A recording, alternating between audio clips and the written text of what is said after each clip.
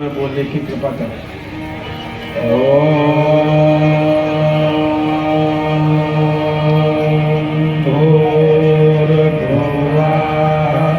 स्वाहा तत्सवितुर्वरेण्यं भर्गो देवस्य धीमहि धियो यो नः प्रचोदयात्।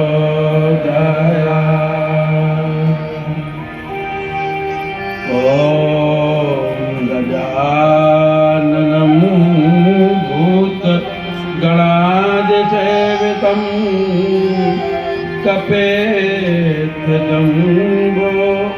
फलचारुभक्षणम् उमासुतं शोकविनाशकारकं नमामि विघ्नेश्वरपादपङ्कजं ध्यानमूलं गुरुरमूर्तिं पूजामूलं गुरुपदं मन्त्रमूलं गुरुर्वाक्यं मोक्षमूलं गुरुकृपा। नमोस्तु गुरवे तस्मै गायत्रीरूपिणे सदा यस्य वागमकमहन्ते विषं संसारसंयुतं या देवी सर्वभूतेषु मातृरूपेण संस्थिता नमस्तस्यै नमस्तस्यै नमस्तस्यै नमो नमः। सदा भवानी दाहिने सन्मुख रही गणे साथ देव रक्षा करे ब्रह्मा विष्णु महेश। आधार शक्ति नमः जगत जननी नमः सद्गुरुदेवाय नमो नमः।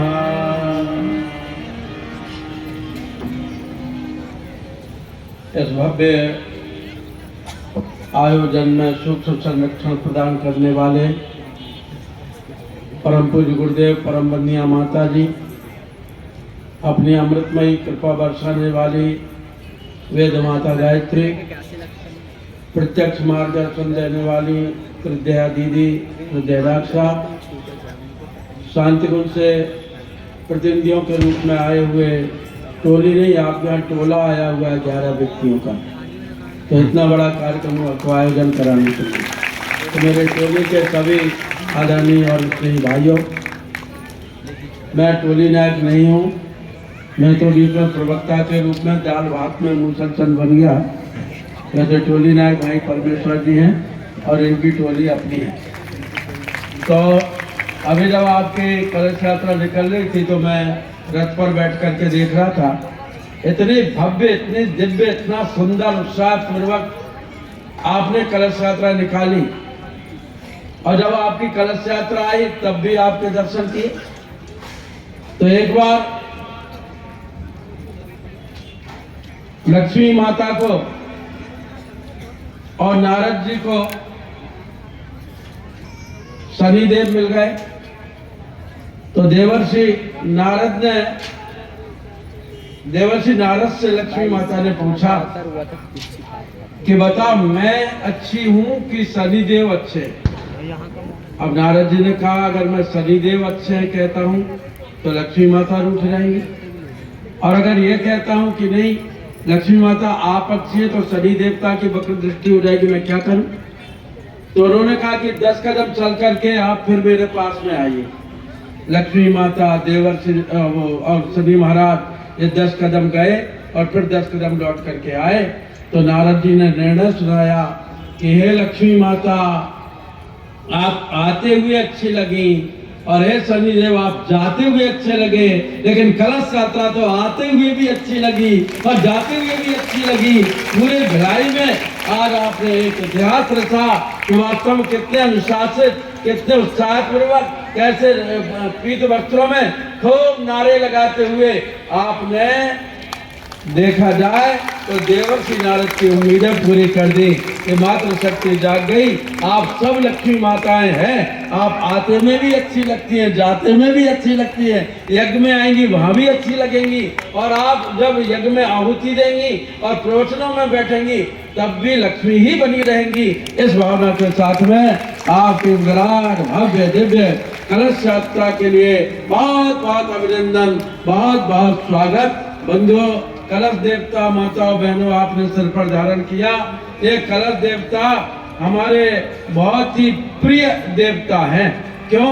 क्योंकि लक्ष्मी माता जब समुद्र में से निकली तो उनके पास में 3 कलश थे। एक दाएं हाथ में कलश था, एक बाएं हाथ में कलश था, एक सिर पर कलश था। जो दाएं हाथ का कलश है वो रिद्धि का प्रतीक है, जो बाएं हाथ का कलश है वो सिद्धि का प्रतीक है, और जो सिर पर रखा हुआ कलश है वो वृद्धि का प्रतीक है। अर्थात रिद्धि सिद्धि वृद्धि आपने तीनों का उपयोग किया। सिर पर कलश रखा था, दायां हाथ भी लगा था, बायां हाथ भी लगा था, अर्थात आप सबको भिलाई वासियों को रिद्धि सिद्धि वृद्धि की प्राप्ति हो, इस भाव के साथ में आपने बड़े सुंदर रूप में कलश यात्रा निकाली। और ये कलश यात्रा एक तरह से अनाउंसमेंट है, एक तरह से घंटी है, एक तरह से शंखनाद है हमारे 151 कुंडे विराट यज्ञ का। और इसके माध्यम से आपने जन जन में एक नई चेतना, एक नए प्राण फूके हैं। आखिर इतना बड़ा सामियाना क्यों लगाया गया? आखिर इतने 151 कुंडों का यहाँ पर स्थापन क्यों किया गया? तत्व मंडल बना है, तत्व वेदियां बनी है, बड़ी भव्य दिव्य ऊंची ये मंच बनी हुई है, बड़े सुंदर रंगोली की गई है। आपको तो दिखाई नहीं दे रही, लेकिन मुझे दिखाई दे रही है। इतनी सुंदर दिव्यता आखिर क्यों, और इतनी मेहनत आपने क्यों किया? एक कारण तो यह है कि आपके भिलाई नगर में अश्वमेध यज्ञ हुआ था, और ये अश्वमेध यज्ञ ये पहला यज्ञ था जिसमें कि भिलाई में सबसे पहला अश्वमेध यज्ञ यहाँ हुआ, और 2 उसके पहले हो चुके थे। एक ही हो चुका था जयपुर का, उसके बाद में गुना का होना था, लेकिन यहाँ के कर्मठ कार्यकर्ताओं ने कहा कि नहीं, गुना के पहले हमको अश्वमेध यज्ञ दो, और वंदनिया माता जी ने सहर्ष स्वीकृति दी। और वंदनिया माता जी अपनी शक्तियों के साथ में यहाँ पर स्वयं भिलाई पधारी थी, और इसके कई साक्षी हमारे पुराने कार्यकर्ता हैं। ऐसी वंदनिया माता जी के चरण जहाँ पर पड़े हों, उसी भूमि में उसी की यादगार के लिए 25वीं वर्षगांठ के रूप में हमारे यहाँ अश्वमेध यज्ञ का रजत जयंती वर्ष मनाया जा रहा है। इसका कारण एक ये भी है, और एक कारण और क्या है कि आज जहाँ पर भी जाते हैं, जिस गांव में भी जाते हैं, जिन भाई बहनों से भी बातचीत करते हैं, चाहे वो सेठ हों, चाहे वो मजदूर हों, चाहे वो नेता हों, चाहे वो अभिनेता हों, चाहे वो साहित्यकार हों, चाहे वो चित्रकार हों, चाहे ग्रामीण हों, चाहे नगरीय हों, चाहे माता बहनें हों, हर आदमी एक ही बात कहता है कि जमाना बहुत बिगड़ गया। आखिर जमाना कहाँ से बिगड़ गया? हवा झोंकी तो है जैसे पहले चलती थी, आग वैसे ही जलती जैसे पुराने जमाने में जलती थी, पानी वैसे ही बहता बरसता जैसे पुराने जमाने में बरसता था, अन्न जोखा तो उत्पन्न हो रहा है, ये पशु प्राणी वनस्पति सब जोखे तो हैं, हम आप जोखे तो हैं, फिर क्या बिगड़ गया? जो सारा जमाना बिगड़ गया। बंधुओं, कुछ नहीं बिगड़ा, आदमी के विचार बिगड़ गए, और विचार ही दुनिया की सबसे बड़ी दौलत होती है। जब विचार बिगड़ते हैं तब अयोध्या में एक रानी के विचार बिगड़े थे। वो रानी कैसी थी? भगवान श्री राम को अपने प्राणों के समान प्रिय समझती थी। और जब मंथरा ने कहा, महारानी जी आपको नहीं पता कल राम को राज तिलक हो रहा है, तो कैकेयी ने कहा था, अरे मंथरा, यदि राम को राज तिलक हो रहा है तो तेरा कलेजा क्यों जल रहा है? क्यों? तो प्राण समान राम प्रिय मोरे, प्राण समान राम प्रिय मोरे, तन कर तिलक शोभ कछ तोरे, तिन कर तिलक शोभ कछ तोरे, मोह पर करही प्रतीति विषेखी प्रतीति विषेखी मैं कर प्रीति परीक्षा देखी मैं परीक्षा देखी राम तिलक जो सांचे हुकाली राम सांचे हुकाली तोय देऊ मन आवत हारी तोय देऊ मन आवत हारी। कैकेयी ने कहा था मथुरा यदि राम को राज तिलक हो रहा है तो तुझे मनभावती इनाम मैं दूंगी, इससे बड़ी खुशखबरी और कोई नहीं। मैं अपने गले का 9 लखा हार तेरे गले में डाल दूंगी, तुझे सोने से मड़वा दूंगी, तुझे चांदी से जड़वा दूंगी, तेरे ऊपर हीरे मोतियों की वर्षा करवा दूंगी, तुझे मिठाई के कुंड में बिठा दूंगी, तुझे वस्त्राभूषणों से लाद दूंगी।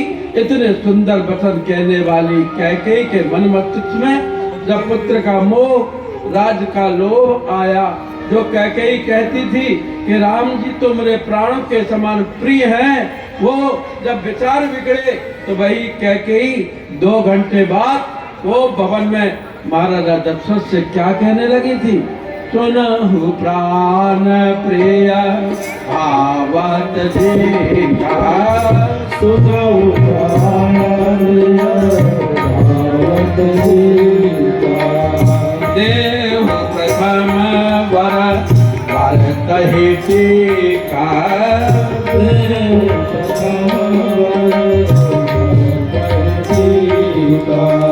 माधव दोसर वर कर चोरी माधव दोसर वर कर चोरी और नाथ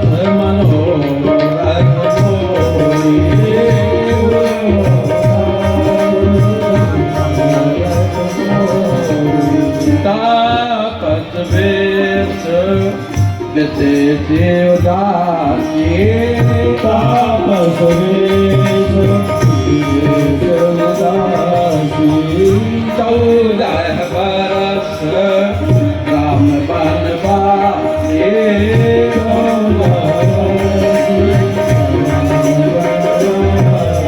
14 वर्षों के लिए राम जी को बाबा जी का वेश बना करके वन में जाना चाहिए। और यदि राम वन को नहीं गए तो राजा दशरथ तुम कान खोल करके सुन लो, हो तो प्रात मुनि वेश धर जो न राम बन नाही मोर मरण रावर ऐसा दृढ़ समझो मन माई। मैं मर जाऊंगी, आत्महत्या कर लूंगी, तुम्हारी बदनामी हो जाएगी। मैं महल के छत से कूद पड़ूंगी, मैं सरयू में डुबकी लगा लूंगी, मैं जहर खा लूंगी, मैं जल जाऊंगी, मैं मर जाऊंगी।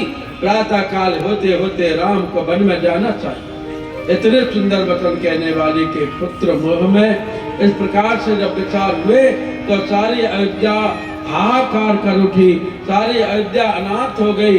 महाराजा दशरथ असमय में स्वर्गवासी हो गए।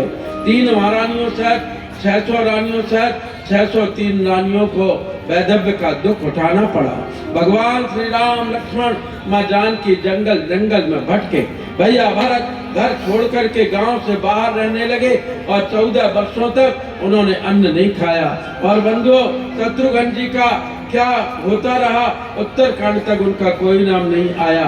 अयोध्या वासियों की नींद चली गई, भूख चली गई। और जब राम जी लौट करके आए लंका से और अयोध्या वासी जब उनके अगवानी के लिए आए तो सब युवा लोग आए और सब बड़े लोग आए, बुजुर्ग आए, माता बहनें आई, लेकिन 14-15 वर्ष के कुमार और किशोर बच्चे और गोदी के शिशु नहीं आए। तो राम जी ने कहा कि अयोध्या वासी भैया तुम ये तो बताओ कि अपने अपने छोटे बच्चों को लेकर के क्यों नहीं आए, उनको क्या कमरे में बंद करके आए हो? तो अयोध्या वासी ने रोते रोते कहा, राम जब से आप अयोध्या छोड़ करके गए तब से किसी के घर में बच्चा ही पैदा नहीं हुआ। जब से आप अयोध्या छोड़ करके गए तब से किसी के घर में मंगल गीत नहीं गाए गए, किसी की विवाह शादी ही नहीं हुई। इतना बड़ा संकट अयोध्या के सामने आ गया था।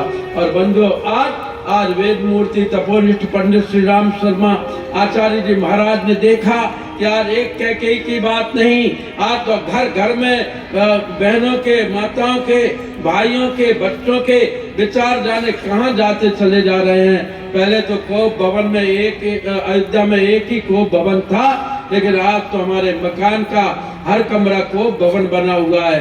किसी कमरे में सास गुब्बारे जैसा मुंह फुलाए बैठी है, तो किसी कमरे में बहू हनुमान जी जैसा मुंह फुलाए बैठी है। किसी कमरे में भाई आंखें तरेर रहा है, तो किसी कमरे में बाप गाली बक रहा है। किसी कमरे में छोटा बच्चा रुदन कर रहा है, तो किसी कमरे में बड़ा आदमी गाली बक रहा है। आज तो हर कमरा कोप भवन हो गया। और आज तो बंधुओं क्या बताऊं, आज सास गले की फांस बन गई, बहू घर का राहु बन गया। ऐसी स्थिति में परम पूज्य गुरुदेव ने कहा नहीं, स्थिति संभालना पड़ेगी, स्थिति को ठीक करना पड़ेगी, नहीं तो दो घटनाएं देश के अंदर बढ़ रही हैं, बढ़ती चली जाएंगी। एक हत्या, एक आत्महत्या, और ये दो घटनाएं आज देश को खोखला कर रही हैं। हत्या करना तो चांटे मारने जैसा काम हो गया है, आत्महत्या करना तो चुटकी बजाने जैसा काम हो गया है। सास से कुछ कह दो तो नदी में डूबने के लिए तैयार हो जाती है, माँ से कुछ कह दो तो कुआं में कूदने तैयार हो जाती है, बहू से कुछ कह दो तो जलने के लिए तैयार हो जाती है, बेटी से कुछ कहो तो जहर खाने के लिए तैयार हो जाती है, बाप से कुछ कह दो तो रेल की पटरियों पर जाकर के बैठ जाता है, जेठ से कुछ कह दो तो दीवार से फोड़ने लगता है, देवर से कुछ कह दो तो ऊपर पेड़ पर से गिरने के लिए तैयार हो जाता है। और आज हत्याओं का दौर बढ़ता हुआ चला जा रहा है। मैं घोषणा पूर्वक कहता हूं कि शरीर में रह करके तो कैप्सूल, टैबलेट, सिलांस वगैरह ली जा सकती है, लेकिन आप हत्यारे को रौरव नरक मिलता है। पिशाच, पलीत, भूत, प्रेत, चढ़वलनी, डाकनी, शाकनी की योनियां मिलती हैं। इसे आत्महत्या का कभी किसी को विचार भी नहीं करना चाहिए। लेकिन कैकेयी कहने लगी कि यदि राम वन को नहीं जाएंगे तो मैं आत्महत्या कर लूंगी।